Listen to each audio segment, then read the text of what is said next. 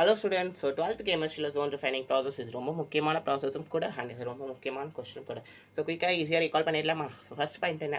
Principal fractional crystallisation எழுதிருங்க. So second point என்ன? The impure metal is taken in form of rod. இதில் இருக்க impure metal வந்து ஒரு ராடை ஃபார்ம் பண்ணுது. என்ன பண்ணுறாங்க? when the metal rod is heated with mobile induction heater the metal is melt. அதாவது ஒரு எண்டில் இருக்கிற இந்த ராடை வந்து மொபைல் இண்டக்ஷன் ஹீட்டரால் ஹீட் பண்ணுறாங்கப்பா. இதுதான் தேர்ட் பாயிண்ட். ஃபோர்த் பாயிண்ட் என்ன? The heater is slowly moved from one end to other end the pure metal is crystallise. இந்த ஹீட்டர் இந்த ராடு வந்து ராடில் ஹீட்டர் இருக்கா, அந்த ஹீட்டர் வந்து ஒரு எண்ட்லேருந்து இன்னொரு எண்டுக்கு மூவ் ஆகுது. அப்போ பியூர் மெட்டல் வந்து கிறிஸ்டலைஸ் ஆகுது. ஸோ இந்த பியூர் மெட்டல் கிறிஸ்டலைஸ் ஆகுறப்போ இம்ப்யூரிட்டிஸ் வந்து மால்டன் ஜோனுக்கு போய்கிட்டே இருக்கும். இந்த போய்கிட்டே இருக்கும் அந்த வேர்டை தான் இவங்க டிசால்வ்டு மீன் பண்ணுறாங்க. when the heater move the molten zone also move. ஒரு ஹீட்டர் மூவ் ஆகுறப்போ மால்டன் ஜோனும் மூவ் ஆகும். இதில் செவன்த் பாயிண்ட் என்ன? இந்த ப்ராசஸ் ரிப்பீட்டடாக நடந்துக்கிட்டே இருக்கும். நம்ம